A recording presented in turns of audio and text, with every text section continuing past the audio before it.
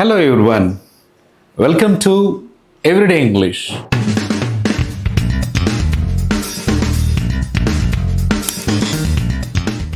Okay, అది సరిపోతుంది. Right, ఇప్పుడు ఏం చెప్పారు మీరు? ఐ యామ్ అని మీ పేరు చెప్పారు, ఐ యామ్ అని ఏజ్ చెప్పారు. ఓకే, ఇప్పుడు మీ ప్రొఫెషన్ అంటే వృత్తి, లేదా దీన్ని ఆక్యుపేషన్ అంటారు. ఆక్యుపేషన్, ప్రొఫెషన్ లేదా ఆక్యుపేషన్, ప్రొఫెషన్ లేదా ఆక్యుపేషన్, ఇది చెప్పడం ఎలా? సో రకరకాల ప్రొఫెషన్స్ ఉంటాయి మనకి. ఏమేమి ఉంటాయి? పాఠాలు చెప్పేవాళ్ళని టీచర్ అంటారు, కాలేజీలో పనిచేసే ఆయన్ని లెక్చరర్ అంటారు, మరి కరెంటు పనిచేసే అతన్ని ఏమంటారు? ఎలక్ట్రీషియన్. పైపులు బిగిస్తారు కదా, అతన్ని ఏమంటారు? ప్లంబర్. ఓకే, చూడండి. సో ప్లంబర్ పైప్ వర్క్ చేస్తారు కదా, ఆ పైప్ వర్క్ చేసే అతన్ని ప్లంబర్ అంటారు. ప్లంబర్. లెసన్స్ చెప్పే ఆయన్ని టీచర్ అంటారు. అలానే రోగాలు నయం చేసే ఆయన్ని డాక్టర్ అంటారు. రైట్. సో ఇక్కడ న్యాయవాదిని లాయర్ అంటారు. అలానే పని చేస్తారు కదా, అంటే పొలంలో పని చేసే వాళ్ళు ఎవరైతే ఉంటారో ఆ పొలంలో పనిచేసే వాళ్ళని అగ్రికల్చరల్ లేబరర్. లేబరర్ అంటే శ్రామికుడు. Okay, శ్రామికుడు.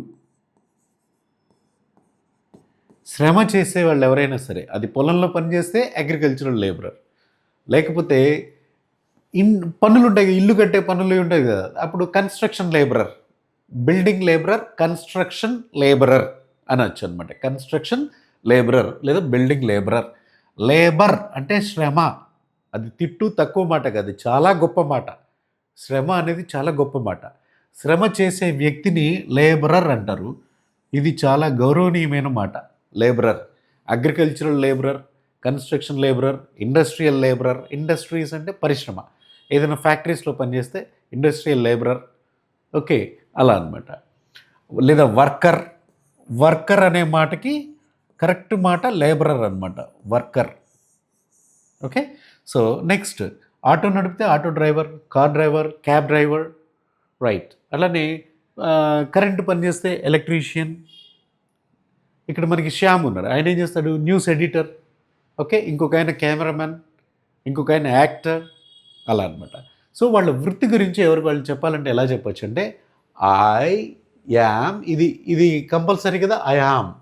Okay, I am a teacher, I am a doctor, I am a lawyer, I am a plumber, I am an agricultural labourer.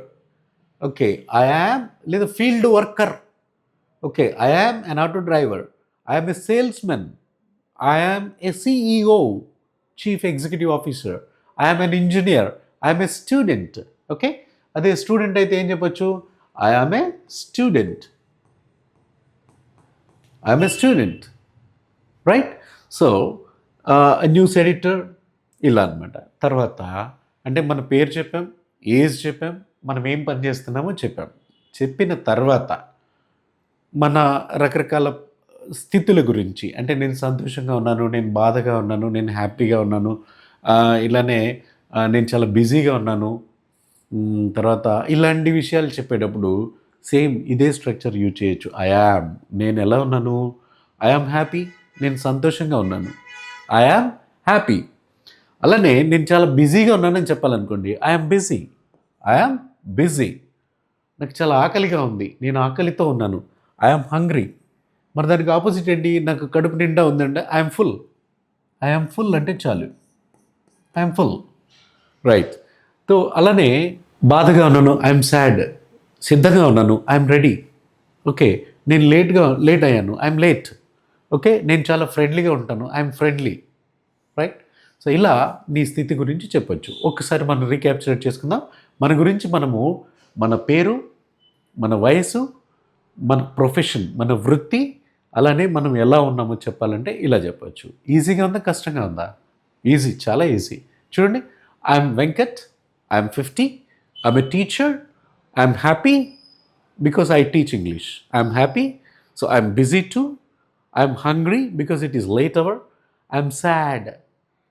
Okay, and I'm ready, I'm late, I'm friendly. I'm a teacher, I'm a doctor, I'm a lawyer, I'm a plumber, I'm N agricultural labourer, I'm N auto driver, I'm N electrician, I'm a news editor.